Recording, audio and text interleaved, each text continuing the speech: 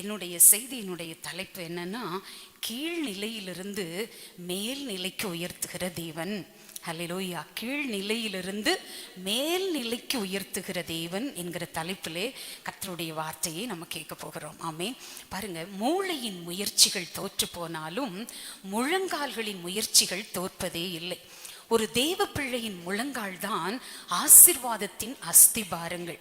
அடிபட்டு அடிமட்டத்திலிருந்து வந்தவர்களுக்கு தெரியும் ஆலயத்தின் வல்லமை என்னவென்று, ஜெபத்தின் மேன்மை என்னவென்று, வார்த்தையின் வல்லமை என்னவென்று. தேவனுடைய கல்வி கூடத்தில் கற்றுக் கொடுக்கும் என் ஆசானாகிய இயேசு சொல்லும் வார்த்தை, ஆலயத்தின் நன்மையால் உன்னை இந்த வருடத்திலே நிரப்புவேன் என்று.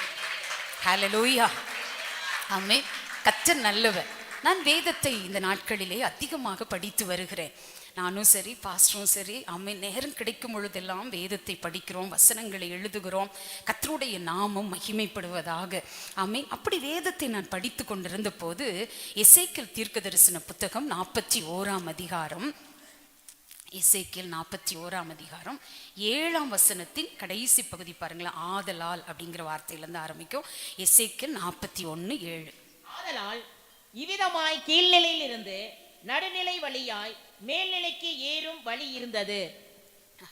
என்ன படிக்கிறோம்? ஆதலால் இவ்விதமாய் கீழ்நிலையிலிருந்து நடுநிலை வழியாய் மேல்நிலைக்கு ஏறும் வழி இருந்தது. ஆலயத்துக்குள்ள வரும்போது ஆலயத்தை பற்றிய ஒரு தரிசனத்தை ஆண்டவர் எசேக்கியேல் என்கிற தீர்க்கதரிசிக்கு கொடுத்தார். வேதத்துல படிக்கிறோம், எசேக்கியேல் 41:1 முதல் பகுதியில, பின்பு அவர் என்னை தேவாலயத்திற்கு அழைத்து கொண்டு போய், அல்லேலூயா, எங்க கூட்டிட்டு போனாராம்? தேவாலயத்திற்கு அழைத்து கொண்டு போய். எத்தனை பேர் விசுவாசிக்கிறீங்க இன்னைக்கு இயேசுதான் என் ஆலயத்துக்கு அழைச்சிட்டு வந்தாருன்னு? ஹல்லேலூயா. ஆமென். எசேக்கியேல் தீர்க்கதரிசிய தேவாலயத்திற்கு அழைத்து கொண்டு போய் எத்தனையோ விஷயங்களை கற்றுக் கொடுக்கிறார். அப்படி அவர் கற்றுக் கொடுத்த ஒரு காரியத்துல ஒரு அளவு குறித்து தான் அந்த வசனங்கள் சொல்லப்பட்டிருக்கிறது. அதுல ஒரு வார்த்தை, கீழ்நிலையில் இருந்து நடுநிலை வழியாய் மேல்நிலைக்கு ஏறும் வழி இருந்தது. எத்தனை பேர் இந்த வார்த்தை இன்னைக்கு உள்வாங்குறீங்க? என்ன ஒரு மகிமையான வார்த்தை தெரியுங்களா? உள்ள வரும் பொழுது கீழ்நிலையில தான் இருக்கும். நடுநிலை வழியாய். நடுநிலை என்கிறது என்னங்க? நடுநிலை என்பது சபை. மேல்நிலை என்பது ஆண்டவர் நம்மை உயர்த்துகிறதற்கான வழி இங்கதான் இருக்கு. எத்தனை பேர் விசுவாசிக்கிறீங்க? இந்த மாதத்துல ஆண்டவர் சொல்றாரு, உன்னை கீழ்நிலையில் இருந்து நடுநிலை வழியாய் உன்னை மேல்நிலைக்கு நான் உயர்த்துவேன். ஹல்லேலூயா. எத்தனை பேர் விசுவாசிக்கிறீங்க? உங்க குடும்பம் ஒருவேளை கீழ்நிலையில் இருக்கலாம், உங்க பிள்ளைகள் ஒருவேளை கீழ்நிலையில் இருக்கலாம், அல்லது உங்க பிசினஸ் கீழ்நிலையில் இருக்கலாம், அல்லது உங்க பொருளாதாரங்கள் கீழ்நிலையில் இருக்கலாம். ஆனால் இந்த வார்த்தையை விசுவாசிக்கும் பொழுது, இந்த வார்த்தையை நம்பும் போது, இந்த வார்த்தையை அப்படியே ஏற்றுக்கொள்ளும் பொழுது, என் ஆண்டவர் இந்த வருடத்தின் ஜனவரி மாதத்தின் முதல் வாரத்திலே நம்மோடு பேசுகிற ஒரு வார்த்தை என்ன தெரியுமா? உன்னை மேல் நிலைக்கு நான் கொண்டு வருவேன். அதற்கான உயர்வுக்கான வழி ஆலயத்தில் தான் இருக்கிறது. எத்தனை பேர் ஆமென் சொல்றீங்க? ஹல்லேலூயா. ஆமென். இப்ப வசனத்தின் ஆழங்களை வெளிப்படுத்துகிறவர் நம்முடைய ஆண்டவர். ஆமென். இந்த வசனத்தை சும்மா நமக்கு கொடுக்கல. இந்த வார்த்தை நம்ம கிட்ட நிறைவேறுங்கிறதுல அவரு 100% ஆண்டவர் உறுதியா இருக்கிறாரு. அந்த 100க்கு 100 கீழ்ப்படிதல் எனக்கு இந்த வருஷத்துல வந்துருச்சுன்னா, இந்த வருஷம் ஒரு பெரிய உயர்வை நான் பார்த்தே தீருவேன். ஹல்லேலூயா. விசுவாசிக்கிறவங்க, அப்பா என்ன மேல் நிலைக்கு நீங்கள் உயர்த்த போறீங்கப்பா. ரீபா லகா தீகராபா. இயேசு எவ்வளவு நல்லவர். ஆமென். நம்முடைய அடிமட்டத்தை யாருங்க மாற்ற முடியும்? யோசிச்சு பாருங்க. நம்முடைய தாழ்மையான சூழ்நிலையை யார் மாற்றக்கூடும்? ஆமென். எனக்கு தெரியும் எவ்வளவு கீழ்மட்டத்துல எங்க குடும்பம் இருந்துச்சுன்னு. எவ்வளவு கீழ்மட்டத்துல, அடிமட்டத்துல இருந்தேன்னு எனக்கு தெரியும். பர்சனலா எனக்கு தெரியும். நல்ல உணவு இல்லாத நாட்கள் இருந்திருக்கிறது, நல்ல உடை இல்லாத நாட்கள் இருந்திருக்கிறது, போதுமான பணங்கள் இல்லாத நாட்கள் இருந்திருக்கிறது. வறுமை என்பது என்னவென்று எனக்கு தெரியும். ஆமென். அல்லேலூயா. நல்ல உடை உடுத்த முடியாமல் வெளியே போவதற்கு வெட்கப்பட்ட நாட்களும் இருந்திருக்கிறது என்பது எனக்கு தெரியும். ஆனால் இன்றைக்கு உண்மையாய் தேவனை தேட தேட தேட தேட ஆலயத்திற்கு வந்து அவரை ஆராதிக்க ஆராதிக்க என் இயேசு கீழ்நிலையிலிருந்து நடுநிலை வழியாய் மேல்நிலைக்கு உயர்வதற்கான ஒரு வழியை என் அப்பன் கற்றுக் கொடுத்தார். எத்தனை பேர் உணர்றீங்க? என்றைக்கு இந்த ஆலயத்திற்கு வந்தேனோ மேல்நிலைக்கு உயர்வதற்கான வழி, ஒரு பாதை இந்த இடத்திலே ஆவியானவர் கற்றுக் கொடுக்கிறார். எத்தனை பேர் நம்புறீங்க? நான் மேல வரணுங்கிறதுல அதிக அக்கறை என் இயேசுவுக்கு மட்டும் உண்டுன்னு சொல்றவங்க மாத்திர கரங்களை தட்டி ஆவியில நிரம்பி அப்பாவை மகிமைப்படுத்தி ரீபா ஹந்த ரூபா ஷிகே தூரலாபா. ஓ, யாருக்கோ இந்த வார்த்தை தீர்க்க தரிசனமாக வருகிறது. உன்னை கீழ்நிலையிலிருந்து மேல்நிலைக்கு உயர்த்தும்படி என் அப்பன் இங்கு உலாவி கொண்டிருக்கிறார். விசுவாசிக்க விசுவாசிக்க ஒரு தெய்வீக அக்கினி ஷாபா தூரலாபா பாபா பாபா. ஆமென். ஹல்லேலூயா. எங்கிருந்து உயர போறோம்? கீழ்நிலையிலிருந்து. எந்த சூழ்நிலையில இருந்தாலும் சரி, ஒரே ஒரு ஃபார்முலா தான், ஆலயத்துல தான் வழி இருக்கு. ஆமென். எவ்வளவு தூரம் நீங்க முட்டி மோதினாலும் உங்களுடைய உழைப்பை நீங்க கொட்டுங்க வேண்டான்னு சொல்ல. அந்த சண்டை ஆச்சா அப்பாவை தேடி வாங்க. அப்பா, உயர்வுக்கான வழி உங்க ஆலயத்துல தான் பாருங்க. உயர்வுக்கான ஒரு ஆசீர்வாதங்கள் உங்களுடைய ஆலயத்துல தான் பாரு இருக்கிறது. ஆமே. சரித்திரங்களை படிக்கும்போது ஹிட்லர் ஜெர்மனி தேசத்துல அநேக யூதர்களை ஒரு இருண்ட அறையில போட்டார். அவர்கள் பாருங்க, நிறைய பேர் அதுல மடிஞ்சு போனாங்க. பயங்கரமான ஒரு விஷ வாயுவை அவர்கள் குழுமி இருக்கிற அந்த அறைக்குள்ள ஒரு சின்ன, என்ன சொல்றது, ஒரு சின்ன ஹோல்ல இருந்து கூட உங்களுக்கு வெளிச்சம் கிடைக்காது. ஒரு சின்ன ஹோல். அப்ப எவ்வளவு கஷ்டமா இருந்திருக்கும். ஆயிரக்கணக்கான லட்சக்கணக்கான யூதர்கள் மடிந்து போனார்கள். ஒரு விஷ வாயுவை உள்ள அனுப்புவாங்களாம். அதனால மூச்சு திணறல் ஆகி அப்படியே குத்து குத்தாய் ஜனங்கள் மடிந்தார்கள். அதுல ஒரு கூட்டம் பேசுமா, அதுலயும் கத்தர் சில பேரை ஜீவனோட வச்சிருந்திருப்பார்ல, அந்த கூட்டம் சொல்லுமா, இந்த இருண்ட அறைக்குள்ள ஆமீன் நாங்கள் வெளிச்சத்தை பார்க்கிறோம். இந்த இருண்ட அறைக்குள்ள சூரிய வெளிச்சத்தை காண்கிறோம். இந்த இருண்ட அறைக்குள்ள தென்றல் காற்றை உணர்கிறோம். அதன் அர்த்தம் என்ன தெரியுமா தேவ பிள்ளையே? என் வெளிச்சமாகிய இயேசுவை இந்த இருண்ட அறைக்குள்ளே பார்க்கிறோம். நீதியின் சூரியனாகிய இயேசுவை பார்க்கிறோம். பரிசுத்த ஆவியாகிய தென்றலை நாங்கள் உணர்கிறோம் என்று சொல்லி வைராக்கியமாய் முழக்கமிட்ட யூதர்களினுடைய பரம்பரை இன்றைக்கு உலகத்திலேயே வச்சு நம்பர் 1 கண்டுபிடிப்புல யூதர்கள் தாங்க இருக்காங்க. எத்தனை பேர் ஆமேன் சொல்றீங்க? ஆமேன். கல்வியாகட்டும், மருத்துவமாகட்டும், தொழில்நுட்பங்களாகட்டும், இலக்கியங்களாகட்டும், வணிகங்களாகட்டும், எதுவாக இருந்தாலும் உலகளாவிய ஒரு தாக்கத்தை ஏற்படுத்தியவர்கள் யார் தெரியுமா? யூதர்கள். ஆண்டவருடைய பிள்ளைகள், தேவ பிள்ளையே, இன்றைக்கு நான் உங்களுக்கு சொல்லுகிறேன், ஒருவேளை இருண்ட அறையில் இருக்கிற மாதிரி இருக்க வாழ்க்கை, சோர்ந்து போன நிலைமையிலே, உடைந்து போன நிலைமையிலே இருந்து கொண்டு என்ன செய்வேன் என்று தெரியாமல் தவித்த நிலைமையிலே ஒருவேளை ஆலயத்திற்குள் வந்திருக்கிறீர்களோ, நான் சொல்லுகிறேன், இருண்ட நிலையில் இருந்தாலும் உங்களுக்குள் வசனம் இருக்குமே, ஆனால் நீங்கள் சொல்ல முடியும், எனக்கு வெளிச்சம் வரும், எனக்கு ஆசீர்வாதங்கள் வரும், என் சரீரத்தின் பலவீனத்திலே அவர் என்னை பலப்படுத்த முடியும். எப்படிங்க சொல்ல முடியும்? ஹல்லேலூயா. எப்படி சொல்ல முடியும்? ஆலயத்திற்கு வர வர வர விசுவாசம் உள்ள வார்த்தைகளை கேட்க கேட்க பலவீனன் தன்னை பலவான் என்று சொல்வானாக, சுகவீனன் தன்னை சுகவான் என்று சொல்வானாக. இன்றைக்கு வர்ஷிப்ல பாடினாங்களே, ஆமேன். என்ன பாடல் அதுல ஒரு வரிகள் நல்ல, let the weak say I am strong. இன்னொரு வரி, let the poor say I am rich. எத்தனை பேர் ஆமேன் சொல்றீங்க? ஒரு எளியவன், ஒரு என்ன சொல்றது, ஒரு ஏழை தன் வாயில ஆலயத்துல வந்து அறிக்கையிடுவான், நான் ஏழை அல்ல, இயேசுவின் நாமத்திலே நான் பணக்காரன். ஹல்லேலூயா. எத்தனை பேர் ஆமென் சொல்றீங்க? ஹல்லேலூயா. கரங்களை தட்டி, அப்பா உம்மை ஆராதிக்கிற நான் கீழ்நிலையிலிருந்து மேல்நிலைக்கு உயர்வதற்கான வழி உங்க ஆலயத்தில் இருக்கிறது. அதைத்தான் நீர் கற்றுக் கொடுக்கிறீர். நான் அதை விசுவாசிக்க விசுவாசிக்க பெற்றுக்கொள்கிறேன். ஹல்லேலூயா. நான் நினைச்சிட்டு வருவேன், அமைதியா பிரசங்கம் பண்ணிட்டு வரணும்ட்டு. ஆமென். சத்தமா கூட பேசக்கூடாது அப்படின்னு நினைச்சிட்டு வருவேன். ஆனா ஆவியானவர் என்னை அப்படி விடுவதில்லை. சூரியன் சூரியன் தான். ஹல்லேலூயா. எத்தனை பேர் ஆமென் சொல்றீங்க? ஹல்லேலூயா. வேதத்துல படிக்கிறோம், ஒரு ஸ்திரீ சூரியனை அணிந்திருந்தாள். அப்போ மணவாட்டியாகிய சபை சூரியனாகிய இயேசுவை அணிந்திருக்கிறோம். ஆகவே நாம் சாதாரணமானவர்கள் அல்ல, நெருப்பு. எத்தனை பேர் ஆமென் சொல்றீங்க? ஹல்லேலூயா. கர்த்தர் பெரியவர், கர்த்தர் மாறாதவர், கர்த்தர் அற்புதங்களின் தேவன். ஆமென். அப்போ ஒரு இருண்ட அறைக்குள்ள இருந்தவர்களுக்கு சத்தம் என்ன? ஆமென். ஒரு சிலர் விஷவாயினால் தாக்கப்பட்டு மரிக்கும் பொழுது, சில பேர் ஆமென் உணவுகள் இல்லாமல் மரிக்கும் போது, சில பேர் ஆமென் பலவீனத்து நிமித்தம் மரிக்கும் போது, ஒரு கூட்டம் மட்டும் சொல்லிக் கொண்டிருந்தது, வெளிச்சம் வரும், சூரிய வெளிச்சம் வரும், தென்றல் காற்றை அடிக்கிறது நாங்கள் உணர்கிறோம். எப்படிங்க இது சாத்தியம்? ஆனால் அப்படிப்பட்ட சொன்ன அந்த வார்த்தைகளை எல்லாம் மனிதன் மறந்திருக்கலாம், ஆனால் என் தெய்வம் மறக்கவில்லை. தெய்வ பிள்ளையே, கர்த்தர் அந்த வார்த்தைகளை கனப்படுத்தி ஆமென் இன்றைக்கு முதல் நிலையாக இருக்கக்கூடிய ஒரு ஆசீர்வாதத்தை தேவன் இஸ்ரேல் தேசத்திற்கு கொடுத்திருக்கிறார்.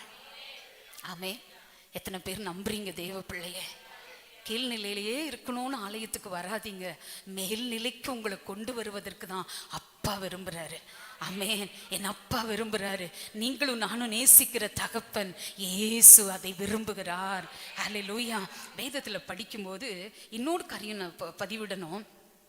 இஸ்ரேல் ஜனங்கள் இந்த அளவுக்கு உயர்ந்ததற்கு என்ன காரணம் என்று நான் அதை கூகுளில் சர்ச் பண்ண போது அதில் போடப்பட்டிருந்த வார்த்தை என்னன்னா, சிறு வயதிலிருந்தே தோரா படிப்பது அறிவு தேடலுக்கு அடித்தளம் ஆகிறது. அப்படின்னா சின்ன வயசுல இருந்தே அவங்க பஞ்சாகமங்கள் என்று சொல்லப்படுகிற ஆதியாகமம்ல இருந்து உபாகமம் வரைக்கும் 5 ஆகமங்களையும் சின்ன வயசுலயே அவங்க மனப்பாடம் பண்ணிடணும். 12 வயசுக்குள்ள மனப்பாடம் பண்ணி அதை எழுதணும். அந்த சிறு வயதுல அந்த வேதத்தை படிக்கிறது தான் அவர்களுடைய அறிவு தேடலுக்கு அது அடித்தளமாய், வேதம் அந்த ஜனத்திற்கு அடித்தளமாய் இருக்கிறது என்பதை அவர்கள் குறிப்பிட்டிருந்தார்கள். அப்போ எந்த அளவிற்கு வேதத்தை அதிகமாய் தேடுகிறீர்களோ, தேவனை அதிகமாய் தேடுகிறீர்களோ, இந்த மானுட வாழ்க்கை மிகவும் உயர்ந்தது. நம்புறீங்களா? அல்லேலூயா. மானுட வாழ்க்கை மிகவும் உயர்ந்தது. அது எல்லாத்துக்கும் மறுமுறை கொடுக்கப்படுவதில்லை. ஆமே. நித்திய ஜீவன் நம்ம வேறு அதாவது என்ன சொல்றோம், மறுரூபமாகி வருவோமே தவிர இன்னொரு இந்த மானுட வாழ்க்கை எனக்கு அழிக்கப்படும் அப்படின்னு இல்லை. அது ஒரே ஒரு வாழ்க்கை தான். இந்த ஒரு வாழ்க்கையில கர்த்தருக்காக நிற்கும் பொழுது ஆண்டவர் உங்களையும் என்னையும் ஆசீர்வதித்தே தீருவார். பாருங்க, 3 தேவ மனிதர்களை சுருக்கமாக உங்கள் மத்தியிலே நான் பதிவிட விரும்புகிறேன். முதல் காரியம், யோபுக்கு எழுதின புஸ்தகம் 8ஆம் அதிகாரம் 7ஆம் வசனம் பாருங்களேன். யோபு 8:7.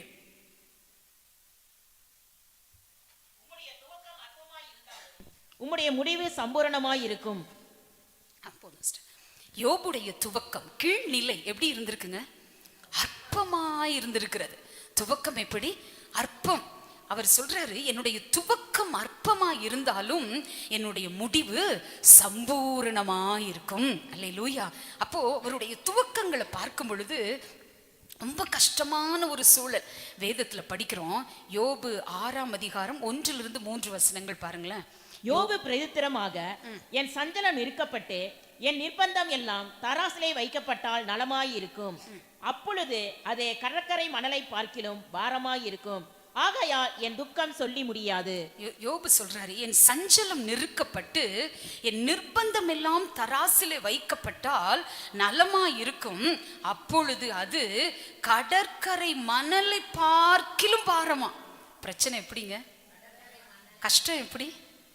கடற்கரை மணலை விட அவ்வளவு பாரம். என் துக்கத்தை வெளியே சொல்லவே முடியாது. அவ்வளவு கஷ்டங்களை, அவ்வளவு பாடுகளை, அவ்வளவு போராட்டங்களை நான் அனுபவித்து வருகிறேன் அப்படின்னு சொல்றார். ஒருவேளை இந்த ஆலயத்துக்குள்ள உட்கார்ந்து எத்தனையோ தேவ பிள்ளை நினைக்கலாம், இதே மாதிரி சில கஷ்டங்கள் என் வாழ்க்கையில நான் அனுபவிச்சுட்டே இருக்கேனே, என்னைக்கு எனக்கு விடுதலை வரும்னு யோசிக்கிறீங்களா? அப்படிப்பட்ட பாரமான சூழ்நிலையில யோபு சொன்ன ஒரு வார்த்தை என்ன தெரியுங்களா? வேதம் சொல்லுகிறது, யோபு 17ஆம் அதிகாரம் 12ஆம் வசனம் பாருங்களேன். யோபு 17:12.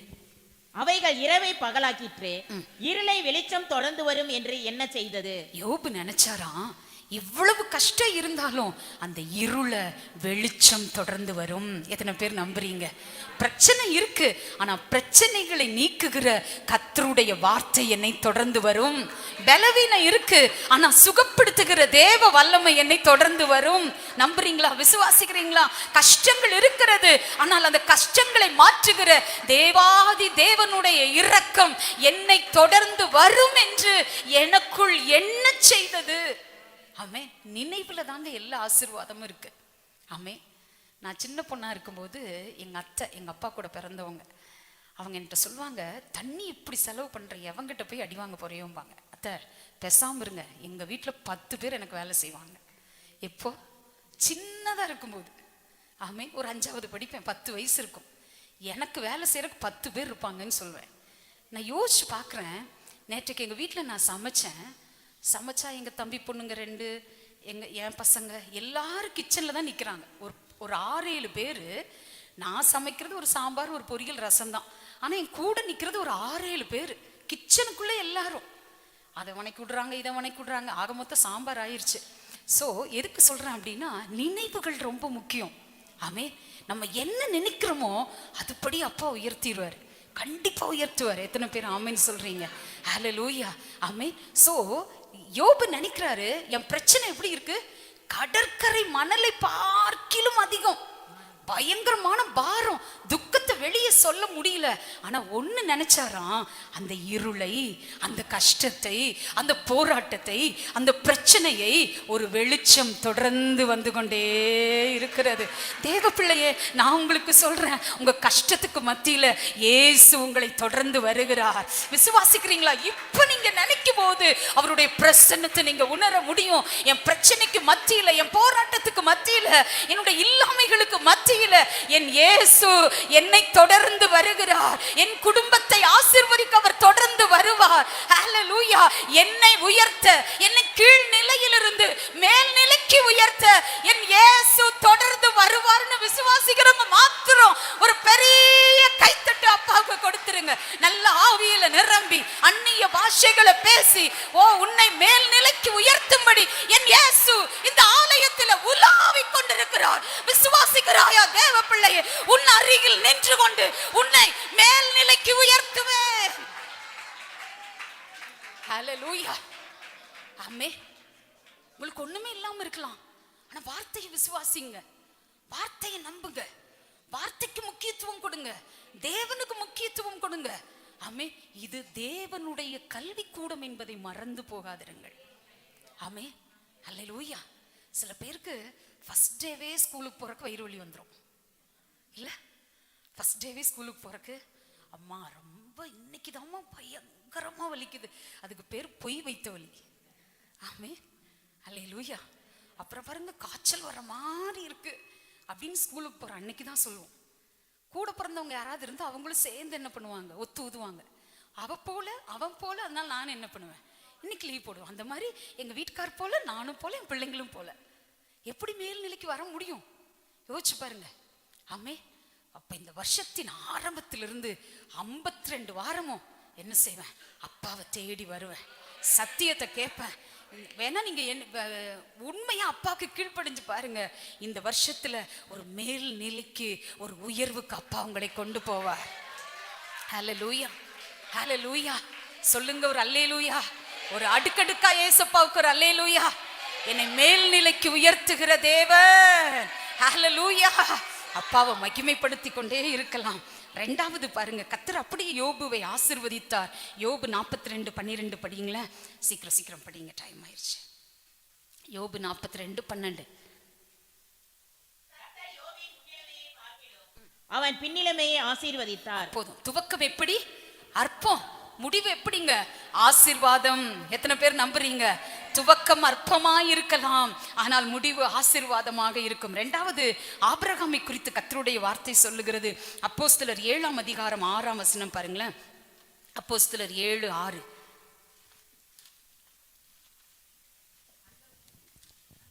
அந்தபடி தேவன் அவனை நோக்கி, அப்போஸ்தலர் 6:5. சாரி 7:5. தப்பா எழுதிட்டேன். அப்போஸ்தலர் 7:5. இதிலே ஒரு அடி நிலத்தையாகிலும் அவனுடைய கையாட்சிக்கு கொடாமல் இருக்கையில் அவனுக்கு பிள்ளை இல்லாது இருக்கும் போது உனக்கும் உனக்கு பின்வரும் உன் சந்ததிக்கும் இதை சுதந்திரமாக தருவேன் என்று அவனுக்கு வாக்குத்தத்தம் பண்ணினார். ஆபிரகாம்கிட்ட சொன்னார், இதிலே ஒரு அடி நிலத்தை ஆகிலும் அவனுடைய கையாட்சிக்கு கொடாமல். ஒரு அடி நிலம் கூட இல்லைங்க ஆபிரகாமுக்கு ஆரம்பத்துல. எப்படி இல்ல? ஒரு அடி நிலம் கூட இல்ல, பிள்ளை இல்ல. ஆண்டவர் சொன்னாரு, உனக்கும் உனக்கு பின்வரும் சந்ததிக்கும். அல்லேலூயா. தேவ பிள்ளை அப்பாவை தேடும் போது உங்களுக்கு மட்டும் இல்ல, உங்க பின்னாடி சந்ததிக்கும் ஆசீர்வாதத்தை கொடுக்க போறாரு. எத்தனை பேர் நம்புறீங்க? எத்தனை பேர் விசுவாசிக்கிறீங்க? அல்லேலூயா. ஆமென். கர்த்தர் நல்லவர். ஆமென். பாருங்க, இந்த முறை நாம் சபையின் வாலிப சில்ட்ரன் பிள்ளைங்களுக்கெல்லாம் சண்டே ஸ்கூல் குழந்தைகளுக்கு நல்ல பித்தளையிலையும் செம்புகளிலையும் பரிசுகளை கொடுத்தோம். அப்போ 2 சகோதரிகள் என்கிட்ட வந்து சொன்னாங்க. ஒரு பொண்ணு என்கிட்ட சொன்னாங்க, அம்மா எங்கள் வீட்டில் ஒரு பித்தளை பாத்திரம் கூட இல்லை, இது வரைக்கும் ஒரு செம்பு பாத்திரம் கூட இல்லை. ஆனால் எங்களுக்கு தாய் வீட்டு சீதனமா ஏசப்பா இதை கொடுத்துருக்காரு. 2 பேர் வாயிலிருந்து அந்த வார்த்தை வந்தது. தாய் வீட்டு சீதனமாக எங்களுக்கு கொடுக்கப்பட்டது. நான் யோசித்து பார்க்கிறேன், தேவ பிள்ளையே, அப்ப ஏசப்பா உங்களெல்லாம் எப்படி வச்சிருக்கா தெரியுமா? இந்த இடத்துல சுதந்திரங்களை கொடுக்கும்படி, ஆசீர்வாதங்களை கொடுக்கும்படி. ஆமே. யோபுவுக்கு மறுபடி பிள்ளைகள் பிறந்தது. நீங்க பைபிளை படிச்சு பார்த்தா தெரியும். யோபுல படிக்கிறோம், அவன் தன் பிள்ளைகளுக்கு சுதந்திரங்களை கொடுத்தான். அந்த மாதிரி அப்பாவை ஆராதிக்க ஆராதிக்க ஆண்டவர் சொல்றாரு, வீடு இல்லாம இருக்கலாம், ஒரு குடிசை வீட்டுல வாழ்ந்துட்டு இருக்கலாம், வாடகை வீட்டுல வாழ்ந்துட்டு இருக்கலாம், ஒரு அடி நிலம் கூட எங்க கையாட்சிக்கு இல்லையே அப்படின்னு யோசிக்கலாம். ஆனா ஆண்டவர் சொல்றாரு, உண்மையா ஆராதிக்க ஆராதிக்க ஒரு மேல்நிலைக்கு உங்களை உயர்த்துவேன். இந்த வருடத்திலே உங்களுக்கு ஆண்டவர் வீட்டை கட்டுவார். எத்தனை பேர் நம்புறீங்க, விசுவாசிக்கிறீங்க? ஹல்லேலூயா. உங்களுக்கான வீட்டிற்கான ஆசீர்வாதத்தை தேவன் கொடுப்பார். ஹல்லேலூயா. விசுவாசிக்கிறவங்க மட்டு கரங்களை தட்டி அப்பாவை மகிமைப்படுத்துங்க. ஹல்லேலூயா. ஸ்தோத்திரம். வேதத்துல படிக்கிறோம், ஒரு அடி நிலம் இல்லாமல் இருந்தவர். ஆதியாகமம் 24:35 பாருங்களேன். ஆதியாகமம் 24:35. கர்த்தர் என் எஜமானை மிகவும் ஆசீர்வதித்திருக்கிறார், அவர் சீமானா இருக்கிறார். கர்த்தர் அவருக்கு ஆடு மாடுகளையும் வெள்ளியையும் பொன்னையும் வேலைக்காரரையும் வேலைக்காரிகளையும் ஒட்டகங்களையும் கழுதைகளையும் கொடுத்திருக்கிறார். நம்புறீங்களா தேவ பிள்ளையே? ஆரம்பத்தில் என்ன இல்லைங்க, ஒரு அடி நிலம் கூட இல்ல. ஆனா அப்பாவுக்கு பலிபீடம் கட்டி தொழ தொழ ஆண்டவரை உயர்த்த உயர்த்த ஆண்டவர் பார்த்தாரு, அவருடைய ஆசீர்வாதங்கள் பூமி தாங்க கூடாத அளவிற்கு அப்பா உயர்த்திட்டாருங்க. ஹல்லேலூயா. நான் சொல்லுகிறேன், இந்த சபையிலே உண்மையாய் தேவனை தேடுகிற பிள்ளைகளுக்கு பூமி தாங்க கூடாத ஆசீர்வாதத்தை உங்க சிரசிலே என் அப்பன் இயேசு எழுதுகிறார். விசுவாசிக்கிறவங்களுக்கு அது அப்படியே நடக்கும். நல்ல கரங்களை தட்டி ஆவியில நிரம்பி ஓ மகிமை, பூமி தாங்க கூடாத ஒரு திரட்சியை ஆண்டவர் சபையிலே கட்டளையிடுகிறார். ஹல்லேலூயா.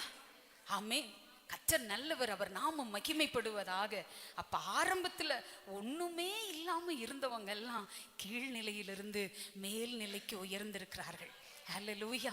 இவர்கள் எல்லாம் நமக்கு பாடம். தேவ பிள்ளையே, இவங்கெல்லாம் எப்படி கர்த்தரை தேடினாங்களோ, எப்படி துதிச்சாங்களோ, எப்படி மகிமைப்படுத்தினாங்களோ, தேவனுக்கும் அவர்களுக்கும் உறவு அருந்து போகவே இல்லை. ஆமென். அதான் அப்படி உச்சகட்ட உயர்வு. ஆமென். சில பேர் கொஞ்ச நாள் நல்ல ஆண்டவரை தேடுறது, அப்புறம் கம்பளி போத்தி படுத்தா 10 மாசம் ஆண்டவரை தேடுறதே இல்லை. அப்படி இருக்காதீங்க.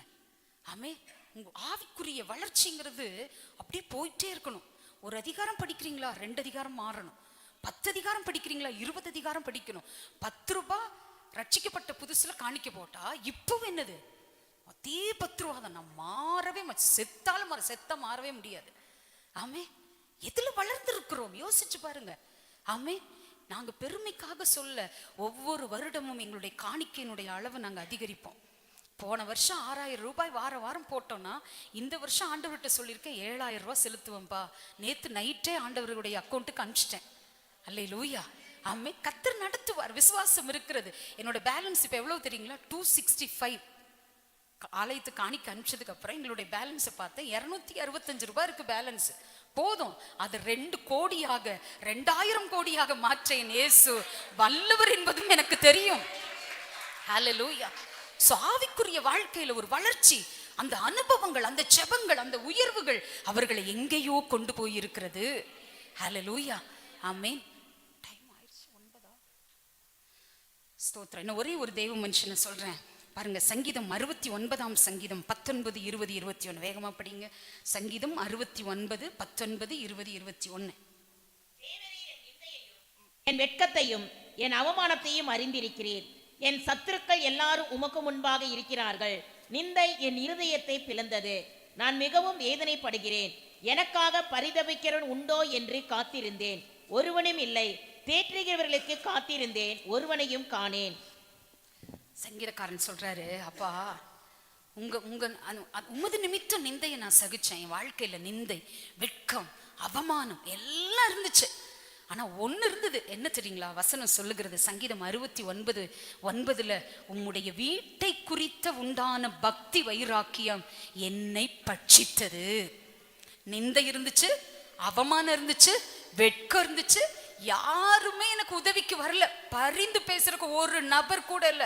நீங்க 1 சாமுவேல் 21:1 படிக்கும்போது அகிமெலேக்கு கேட்பாரு, ஆசாரியனாக அகிமெலேக்கு, நீர் ஒண்டியாய் வந்திருக்கிறது என்ன, உங்க கூட வருவதற்கு ஒரு ஆள் கூட இல்லையா அப்படின்னு தாவீது ராஜாவை பார்த்து கேட்பாரு. அந்த மாதிரி ஒண்டியாய் தனிமையாய் இருந்த நாட்கள் அநேகம். ஆனா ஒண்ணு தெரியும், கர்த்தருடைய வீட்டுக்காக காட்டின அந்த பக்தி வைராக்கியம் அவர் எங்க கொண்டு போய் நிறுத்தினது தெரியுமா? சங்கீதம் 27:5 படிக்கிறோம். சங்கீதம் 27:5 அவர் சொல்றாரு, நமக்கு ஒரு முறை வாக்குத்தத்தமாக வந்த வார்த்தை, தீங்கு நாளில் அவர் என்னை தம்முடைய கூடாரத்தில் மறைத்து, என்னை தமது கூடார மறைவிலே ஒளித்து வைத்து, என்னை கன்மலையின் மேல் உயர்த்துவார். இப்பொழுது என் தலை என்னை சுற்றிலும் இருக்கிற எல்லா சத்துருக்களுக்கு மேலாக உயர்த்தப்படும். எத்தனை பேர் நம்புறீங்க தேவ பிள்ளையே? தனிமை இருக்கலாம், அவமானங்கள் இருக்கலாம், கஷ்டங்கள் இருக்கலாம், பாடுகள் இருக்கலாம். ஆனா ஒண்ணு அவருக்கு தெரிஞ்சது, உங்க வீட்டை குறித்த பக்தி வைராக்கியம், உமக்காக நான் காட்டுகிற பக்தி வைராக்கியம் என்னை பட்சிக்குமே. ஆனால் என் ஆண்டவர் சொல்லுகிறார், இந்த வருடத்திலே எல்லாருக்கும் மேலாக கர்த்தர் உங்களை உயர்த்துவார். உங்க உறவுகளுக்கு மேலாக உயர்த்தப்படுவீர்கள், உங்கள் உடன்பிறப்புகளுக்கு மேலாக உயர்த்தப்படுவீர்கள். ஏன்? இந்த உலக நாடுகளுக்கு மேலாக கர்த்தர் உங்க தலையை உயர்த்துவேன் என்று வாக்கு பண்ணுகிறார். விசுவாசிக்கிறவங்க கரங்களை தட்டி ஆவியில நிரம்பி அந்நிய பாஷைகளை பேசி, உயர்வுக்கான வழி ஆலயத்தில் இருக்கிறது. ஹல்லேலூயா. கீழ்நிலையிலிருந்து மேல்நிலைக்கு உயரணும்னா வழி எங்க இருக்கு? ஆலயத்தில் இருக்கு, நடுநிலை வழியாய். ஆமென். ஹல்லேலூயா. அப்ப இந்த பாதையை பற்றி கொண்டு ஆண்டவருக்காக நிற்கும் போது அப்பா சொல்றாரு, உன்னை மேல மேல உயர்த்துவேன். ஆமென்.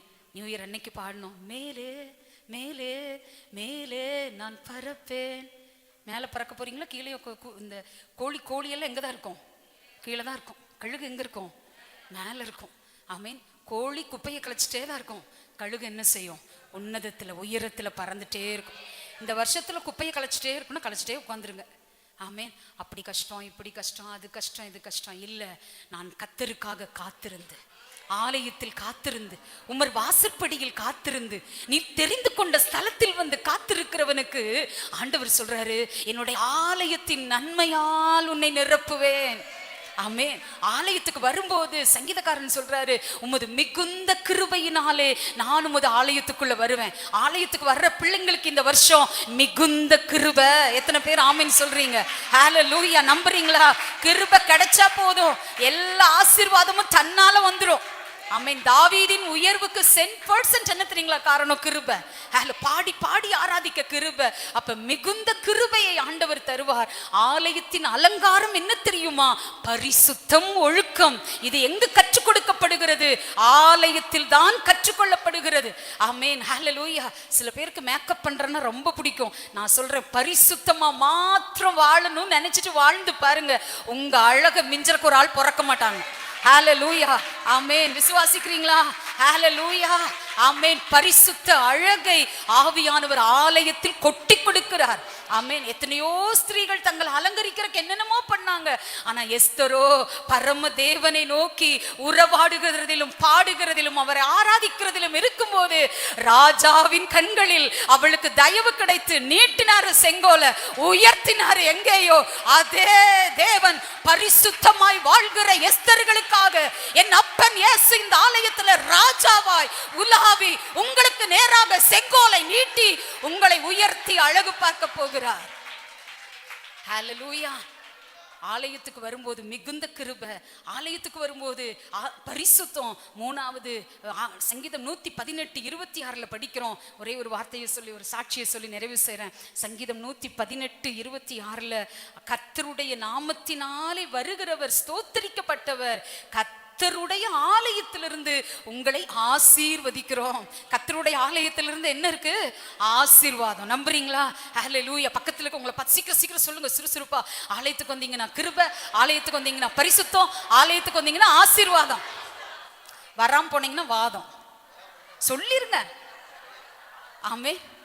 ஹalleluya ஆமென். அதனால கர்த்தரை தேடுறதுல ஒரு வைராக்கி இந்த வருஷம் காட்டுங்க. கர்த்தர் அதிக ஆசீர்வாதத்தை கொடுத்து நடத்துவார். பாருங்க, அமெரிக்க ஐக்கிய நாடான பிலதெல்பியாவில் நடந்த ஒரு உண்மை சம்பவம். 1883 எப்பங்க 1883 அந்த இயர்ல 3 வயது ஒரு சிறுமி, அவங்க பேர் என்னன்னா ஹேட்டி மே வியாட். அவங்க பேர் என்னங்க? ஹேட்டி மே வியாட் என்கிற ஒரு சிறுமி. அந்த பொண்ணு சண்டே ஆச்சுன்னா நேரத்திலே குளிச்சிரும். உங்களை மாதிரி என்ன மாதிரி இல்லை, நேரத்திலே அம்மா கிட்ட சொல்ல. 3 வயசுல அதுக்குள்ள வாஞ்ச என்ன தெரியுங்களா? அம்மா நேரத்திலே குளிச்சு விடுங்க, நான் இன்னைக்கு ஃபர்ஸ்ட் ஆளாக சர்ச்சுக்கு போகணும். எங்கே போகணும்?